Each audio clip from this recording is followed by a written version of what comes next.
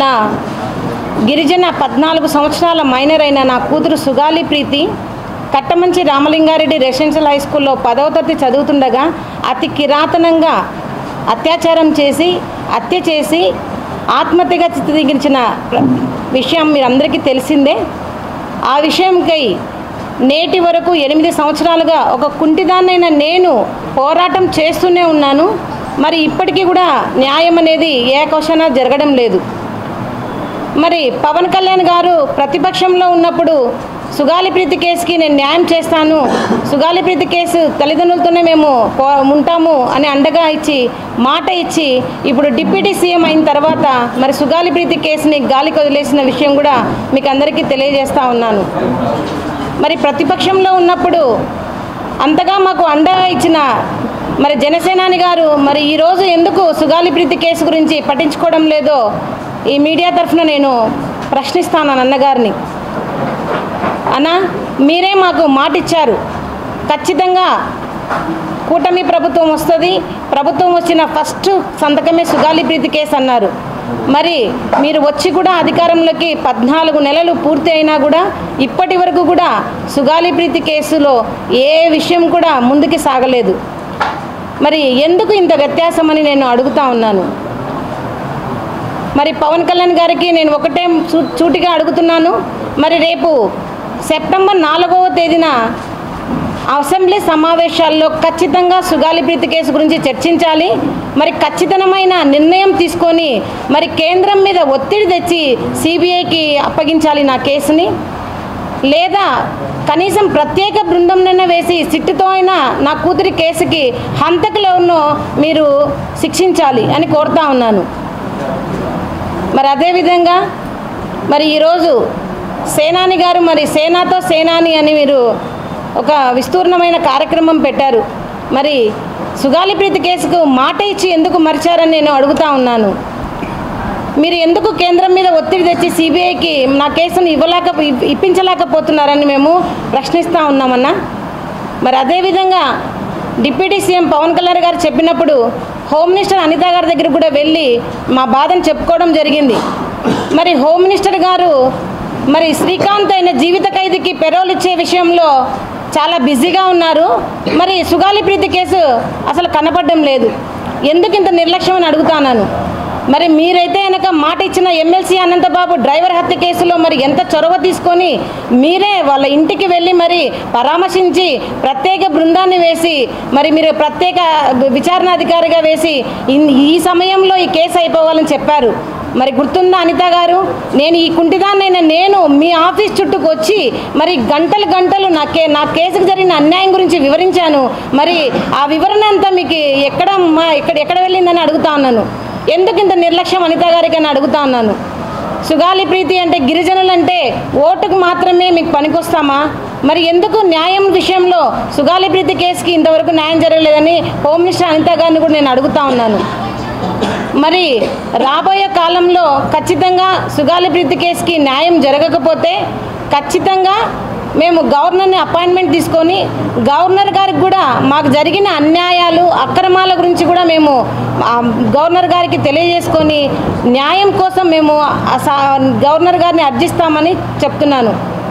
ఇంకా అతి త్వరలో మేము సుగాలి ప్రీతి కేసు జరిగిన అన్యాయంపై డిజిటల్ క్యాంపెయిన్ కూడా మేము చేయదలుచుకున్నాము. ఆ డిజిటల్ క్యాంపెయిన్కి సూచననే ఈ బ్యానర్. మాకు ఎందుకు ఇంత నమ్మక ద్రోహం చేయాల్సి వస్తుంది అనేది ఈరోజు ప్రశ్నార్థకమైనది. మరి అదేవిధంగా ఈ కేసుకి న్యాయం జరగకపోతే కూడా నిరాహార దీక్షకు కూడా మేము పూనుకుంటామని మేము చెప్తున్నాము.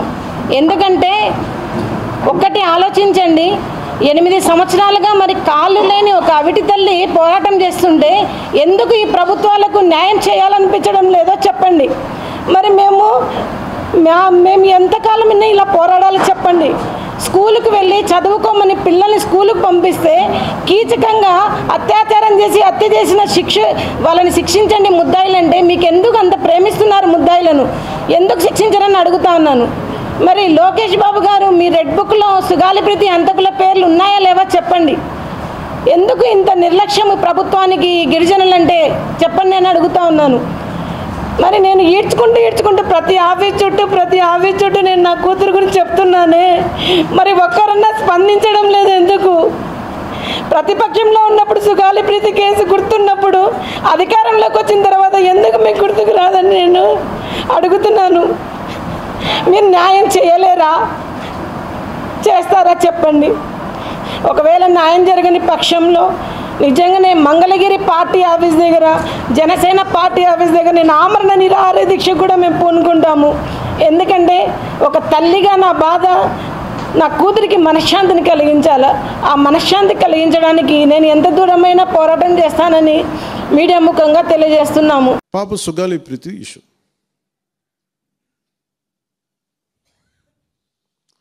పండ్లున్న చెట్టుగా రాళ్ళు పడతాయంటారు.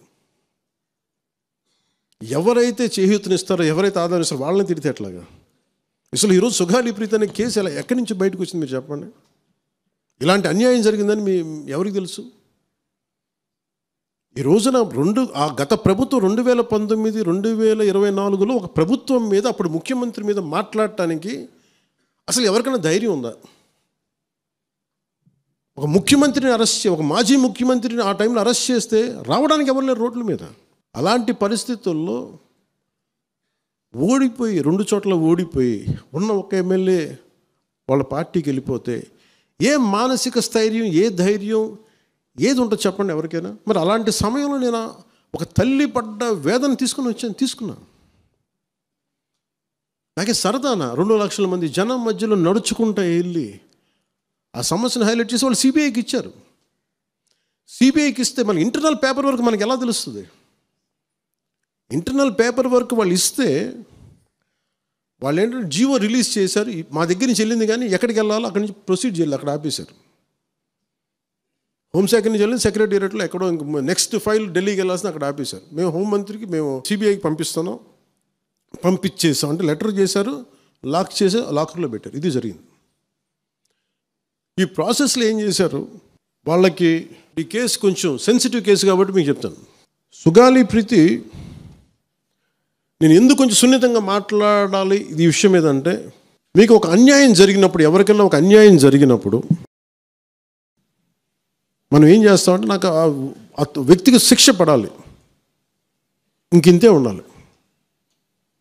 వాళ్ళు ఏం చెప్తున్నారంటే, ఎవరైతే ఈ వెనకున్నారో, మరి గవర్నమెంట్ ద్వారా వచ్చారు, గత ప్రభుత్వం ఎలా వచ్చారో వాళ్ళు ఏం చేశారంటే, మనం పెట్టిన ఒత్తిడి ఆ రోజు 2 లక్షల మంది మనం జనంతో తీసుకెళ్ళి అది నేషన్ వైడ్ ఇష్యూ అయ్యేటప్పటికి వాళ్ళు చేసింది ఏంటంటే, మనం చేసిన పోరాటం వల్లే ఎస్సీ ఎస్టీ అట్రాసిటీ కేసు బాధితులకు చట్ట ప్రకారం ఇచ్చే ప్రయోజనాలు, పరిహారాలు వారి కుటుంబానికి దక్కాయి. కర్నూలు రూరల్ మండలం దిన్నెదేవరపాడులో 5 ఎకరాల వ్యవసాయ భూమిని కేటాయింపబడింది. ఆ గ్రామం కర్నూలు నగరానికి 9 కిలోమీటర్ల దూరంలో ఉంది. ఈ రోజున మార్కెట్ వాల్యూ కనీసం ఎకరాకి అది వాళ్ళు చెప్పడం మీరు క్రాస్ చెక్ చేసుకుని 2 కోట్ల వరకు ఉంటుందని చెప్తా ఉన్నారు. వీరి కుటుంబానికి కర్నూలు కార్పొరేషన్లో కల్లూరు వద్ద 5 సెంట్ల ఇంటి స్థలాన్ని కేటాయింపు చేసిన ప్రభుత్వం. సెంటు 10 లక్షల నుంచి 15 లక్షల వరకు ఉంటుంది. పాప 2 తల్లిదండ్రులకి రెవెన్యూ శాఖలో జూనియర్ అసిస్టెంట్గా ఉద్యోగం ఇవ్వడం అయింది. ఇది కాకుండా ఇది మన పోరాటం వల్ల ఒత్తిడి పెట్టడంలో వచ్చినాయి. ఇవి కాకుండా నేను ఫస్ట్ టైం ఛార్జ్ తీసుకోగానే మొదట చెప్పిన మాట, పాపకి న్యాయం జరగాలి, ఏమేమి జరిగిందని సిఐడి చీఫ్ని నేనే తెలియజేశాను. డీజీపీ గారికి పంపించాను, అప్పుడు డీజీపీ గారికి తిరుమలరావు గారు, అలాగే సిఐడి అధికారులకు చెప్పాను, ఉన్నతాధికారికి, హోమ్ మినిస్టర్ గారికి చెప్పాం. ఇవన్నీ చెప్తే పోలీసు సిఐడి వాళ్ళు చెప్పింది ఏంటంటే, అసలు అప్పట్లోనే ఎవరైతే దీని వెనక కుట్ర వెనక ఉంది ఇవన్నీ చెప్తున్నారో ఏ డిఎన్ఏ తారుమారు చేశారు. ఎలా తారుమారు చేసి ఉండాలి? ఈ ఒత్తిడిలో వీళ్ళకి భూములు అవి ఇవి ఇచ్చేసి, మరి ఏం చెప్పారు నాకు తెలియదు కానీ వాళ్ళు, నాకు తెలిసి వాళ్ళు ఈరోజు పోలీసు చెప్తుంది ఏంటంటే, సాక్ష్యాలు వీళ్ళు చెప్తున్న వ్యక్తుల మీద వాళ్ళ డిఎన్ఏకి దీనికి మ్యాచ్ కావట్లేదు. ఇది వాస్తవం. కోర్ట్స్ ఏం చేస్తాయి, పోలీసు ఏం చేస్తారు, దీన్ని కూర్చోబెట్టి, ఎందుకు చెప్తున్నానంటే ఇది వివేకానంద రెడ్డి గారిని చంపేశారని తెలుసు అందరికీ. ఎవరైతే చేస్తున్న నిందితులు ఉన్నారో వాళ్ళు ఒక్కొక్కరుగా చంపేస్తున్నారు వాళ్ళని. మరీ గత 5 సంవత్సరాల్లో ఇట్స్ క్లాసిక్ కేసెస్ ఇవి. ఈ ప్రక్షాళనకే పూనుకున్నాం మనం. అందుకని ఇవన్నీ మీరు ఒక్కసారి దీంట్లో కూడా ఆ పాపకి న్యాయం జరగాలి, దోషులుంటే శిక్షింపబడాలి, దాంట్లో అసలు ఎప్పుడు లేదు. కానీ ఇలా ఒత్తిడి పెట్టాల్సిన వారికి కూడా నా విన్నపం ఏంటంటే, మీరు అసలు ఈ కేసు ఎవరి వల్ల బయటకు వచ్చింది మీరు చెప్పండి. సో మా త్రికరణ శుద్ధిని, మా చిత్తశుద్ధిని మీరు తక్కువ ఎంచిన. ఇక్కడ కేసులు వాళ్ళు కూర్చోబెట్టి నేను వెళ్ళి సాక్ష్యాధారాలు నేనేం క్రియేట్ చేయలేను. అక్కడ గత ప్రభుత్వం చేసిన తప్పులు కొనేసారు వీళ్ళు చాలామందిని. మరి ఏం కొన్నారు, ఎలా కొన్నారు, దీని మీద కేసు పెట్టాలి. ది లెట్ ఎంటైర్, ఇది నా ఒక్కటి కేసు కాదు, ఇది ఎంటైర్ సొసైటీకి ఇది సిచ్యువేషన్. మీరందరూ కూర్చొని ఒకసారి మన ఎమ్మెల్యేస్ అందరూ కూడా, మన నాయకులందరూ కూర్చోబెట్టి you try to take it to home minister గారు, including law and order CM గారి దృష్టిలో చేతిలో ఉంటుంది కాబట్టి నేను ఇంతకుమించి దీని మీద మాట్లాడకూడదు. అందుకని నేను శిక్ష పడాలని కోరుకుంటాను. ఇంతకుమించి కాకపోతే ఏమైపోతుంది, నా మీద నన్ను లాగడం చాలా తేలిక అందరికీ. ఎందుకంటే నేను మెత్తని మనిషిని కదా, నా మీద రాళ్ళు వేసేయండి ఈజీ, నా చొక్కా పట్టుకొని ఈజీ. అదే గత ప్రభుత్వం ముఖ్యమంత్రిని పట్టుకోమని చెప్పండి, ధైర్యం కూడా చేయరు, ఇప్పటికీ ధైర్యం చేయరు. ఎందుకంటే వాళ్ళ మనుషులు ఇళ్లలోకి వచ్చి కొడతారు, క్రిమినల్స్ వచ్చి ఇళ్లలోకి వచ్చి కొడతారు, చంపేస్తారని భయం. మనం ప్రజాస్వామ్యం కదా, మనం భరించాలి.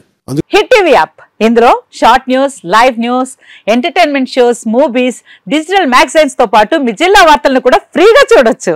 ఇంకెందుకు ఆలస్యం, వెంటనే హిట్ టీవీ యాప్ ని డౌన్లోడ్ చేసుకుని ఫ్రీగా ఎంటర్టైన్మెంట్ పొందండి. Hit TV app. Hit TV app. Please download hit TV app. Hit TV app ని ఫ్రీగా డౌన్లోడ్ చేసుకుని ఎంజాయ్ చేయండి. మీకు నచ్చిన ఎంటర్టైన్మెంట్ కోసం హిట్ టీవీ యాప్ ని ఫ్రీగా డౌన్లోడ్ చేసుకుని ఎంజాయ్ చేయండి. హిట్ టీవీ యాప్ ని డౌన్లోడ్ చేసుకుని ఆస్వాదించండి, ఆశీర్వదించండి. ఇంతమంది సెలబ్రిటీలు హిట్ టీవీ యాప్ ని డౌన్లోడ్ చేసుకోండి అని చెప్తున్నారంటే ఎంత మంచి యాప్ ఆలోచించండి. అమెరికా అమెరికా అమెరికా అమెరికాలో చదవాలనుకునే వాళ్ళకి విశ్వసనీయమైన పేరు మన శౌర్య కన్సల్టెన్సీ. UK లో 1 year masters, UK లో 1 year masters, 2 years work permit up to 5 years visa. Contact Saurya Consultancy. Contact 89851 89851.